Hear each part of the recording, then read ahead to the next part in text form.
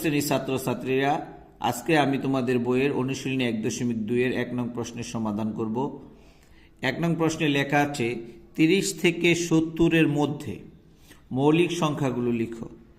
তাহলে আমাদের আগে জানতে হবে মৌলিক সংখ্যাগুলো কোনগুলা।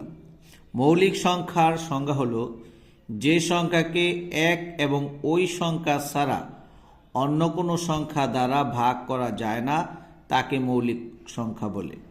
মধ্যে তোমরা সহজে বের করতে পারবে 2, 3, 5, 7 এগুলা দিয়ে আগে ভাগ করার চেষ্টা করবা। যদি এগুলা দিয়ে ভাগ করা যায়, এই 4টি সংখ্যা দিয়ে যদি কোনো সংখ্যাকে ভাগ করা যায় তাহলে ওইটি মৌলিক সংখ্যা না। আর যদি ভাগ করা না যায় তাহলে এটি মৌলিক সংখ্যা। যেমন আমরা 30 থেকে বলছে, তাহলে 31 মৌলিক সংখ্যা অবশ্যই বিজোড় সংখ্যা হবে। 31কে কোনো কিছু দ্বারা ভাগ করা যায় না, সুতরাং এটি মৌলিক সংখ্যা। তারপর বেজোড় সংখ্যা আছে 33কে ভাগ করা যায় 3 দ্বারা, 3 × 33। এরপরে মৌলিক সংখ্যা হলো 37কে কোনো কিছু দ্বারা ভাগ করা যায় না। এরপর আছে বেজোড় সংখ্যা 39কে 3 দ্বারা 39 ভাগ করা যায়। এরপর মৌলিক সংখ্যা হলো 41কে কোনো কিছু দ্বারা ভাগ করা যায় না। এরপর মৌলিক সংখ্যা হলো 43কেও কোনো কিছু দ্বারা ভাগ করা যায় না। এরপর বেজোড় সংখ্যা হলো 45কে 3 দ্বারা ভাগ করলে 3 × 15 45 এবং ভাগ করা যায়। এরপরে বেজোড় সংখ্যা হলো 47কে কোনো কিছু দ্বারা ভাগ করা যায় না। এরপর বিজোড় সংখ্যা 49কে ভাগ করা যায় 7 × 7 = 49। এরপরে বিজোড় সংখ্যা 51কে আমরা 3 দ্বারা ভাগ করতে পারি 3 × 17 = 51। এরপর বিজোড় সংখ্যা 53কে কোনো কিছু দ্বারা ভাগ করা যায় না। এরপর বিজোড় সংখ্যা আছে 55কে ভাগ করা যায় 5 × 11 = 55। এরপর বিজোড় সংখ্যা আছে 57কেও ভাগ করা যায় 3 দিয়ে ভাগ করলে 19 হয় 57। এরপর বিজোড় সংখ্যা হলো 59কে কোনো কিছু দ্বারা ভাগ করা যায় না। এরপর বিজোড় সংখ্যা আছে আমাদের এখানে 61কেও কোনো কিছু দ্বারা ভাগ করা যায় না, সুতরাং এটি একটি মৌলিক সংখ্যা।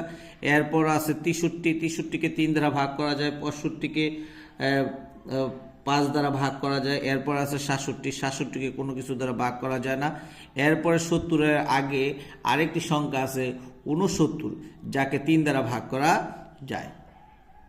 সুতরাং আমরা বলতে পারি যে সংখ্যা এবং 1 ছাড়া ভাগ করা যায় না, যে সংখ্যাকে ভাগ করা যায় না, ভাঙা যায় না, তাকে বলা হয় মৌলিক সংখ্যা।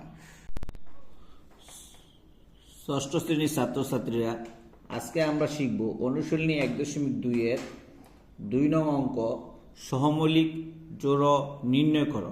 সহমৌলিক কাকে বলে? আমরা এখানে একটা সংজ্ঞা লিখেছি, 2 বা তার বেশি সংখ্যা। এখানে কয়টি সংখ্যা? 2টি সংখ্যা। 2 বা তার বেশি সংখ্যার গুণনীয়ক শুধুমাত্র 1 হলে সংখ্যাগুলো পরস্পর সহমৌলিক। এটা বলতে বুঝে আমরা দেখাই যে 27, ধরো 27, এখানে 27 এর গুণনীয়কগুলো আমরা প্রথমে বের করব। তাহলে 27 এর গুণনীয়ক হলো 27 × 27। এরপর হলো 27 এর গুণনীয়ক যদি আমরা বের করি, 27 এর গুণনীয়ক 3 নং 27। এরপরে আর যায় না, তাহলে 27 এর গুণনীয়ক হলো 1, 3, 9 এবং 27। 27 এর গুণনীয়ক হলো মোট 4টি। আবার আরেকটি সংখ্যা আছে 54, তাহলে 54 এর গুণনীয়ক হলো, আমরা যদি লিখি 54, এরপরে আমরা যদি 54কে আবার করি, যে আমরা দেখতে পাচ্ছি 54কে যদি আবার করি 27 × 2, 27 × 2 = 54। আবার যদি আমরা 54 করি 18 × 3, 3 × 18 হলো 54। আবার যদি আমরা 54কে বন্টন করি তাহলে লিখতে পারি 6 নং 54। এরপরে আর যাওয়া সম্ভব নেই। তাহলে আমরা 54 এর গুণনীয়ক পাচ্ছি এখানে 1, 2, 3, 6, 9, 18, 27 এবং 54। তাহলে এখন যদি আমরা দেখি এই দুইটি সংখ্যার মধ্যে যে কি সংখ্যা গুণনীয়কগুলো মিলছে, এখানে 1 আছে, এখানে 1 আছে, এখানে 3, এখানেও 3, এখানে 9, এখানে 9। তাহলে আমরা দেখতে পাচ্ছি যে দুটি সংখ্যার মধ্যে এক ছাড়াও অন্যান্য গুণনীয়কগুলি 3 এবং 9 মিলেছে। সুতরাং এই অঙ্কটি, এই জোড়া সংখ্যাটা সহমৌলিক নয়, সহমৌলিক নয়। দুইয়ের খ আছে 63 এবং 91। আমরা দেখব এই দুটি সহমৌলিক কিনা। আমরা আগেই বলেছি সহমৌলিক হবে শুধুমাত্র এক, এর গুণনীয়ক এক মিলবে। এক ছাড়া অন্য কোনো সংখ্যা গুণনীয়ক যদি মিলে যায় তাহলে এটি সহমৌলিক হবে না। তাহলে আমরা 63 এর গুণনীয়ক যদি বের করতে যাই তাহলে 63 1 63, তারপর আমরা লিখতে পারি 21 ইন্টু 3 21 63, তারপর আমরা দেখতে পাই 7 নং 63। তাহলে আমরা এখানে দেখতে পাচ্ছি 63 এর গুণনীয়কগুলো হলো 1 3 7 9 21 এবং 63। এরপরে আমরা 91 এর গুণনীয়কগুলো বের করব। 91 এর গুণনীয়ক 91 ইন্টু 1 91, তারপরে 13 ইন্টু 7 91। এছাড়া অন্য কোনো সংখ্যা দ্বারা 91কে আর ভাগ করা যায় না। সুতরাং 91 এর গুণনীয়কগুলো আমরা দেখতে পাচ্ছি 1 7 13, 1 7 13 এবং 91। এবার এই দুটির মধ্যে আমরা দেখতে পাচ্ছি এখানে 1 আছে, 1 মিলে, এখানে 7 7 মিলে যায়। যেহেতু 1 ছাড়াও 7 মিলেছে, সুতরাং আমরা বলতে পারি যে 63 এবং 91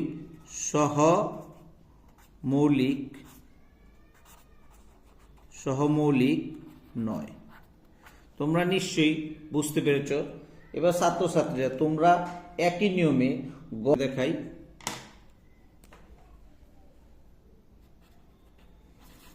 গ নাম্বার অঙ্কটা যদি আমি করে দেখাই, এখানে আছে 52 97। দুটি সহমৌলিক কিনা আজকে আমরা নির্ণয় করব। তাহলে দুটি সংখ্যার মধ্যে আমরা 52 যদি গুণনীয়কগুলি বের করি, 52 এর গুণনীয়ক, তাহলে 52 ইন্টু 1 52 52, তারপরে যদি আমরা করি এটাকে 26 দুগুণে 52, এরপরে যদি আমরা করি 4 13 52। এছাড়া এর কোনো গুণনীয়ক নেই। আবার 97 যেহেতু একটি মৌলিক সংখ্যা, তাহলে এর গুণনীয়ক শুধু 1, 97 ইন্টু 1 97। তাহলে এই দুটি সংখ্যার মধ্যে আমরা দেখতে পাচ্ছি যে এই দুটি সংখ্যার মধ্যে শুধু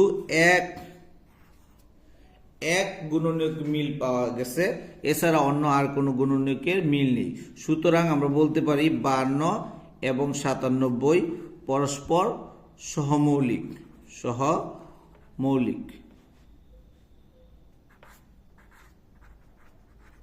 তোমরা অবশ্যই অনুশীলনী 1.2 এর সহমৌলিক জোড় কাহাকে বলে বুঝতে পেরেছ।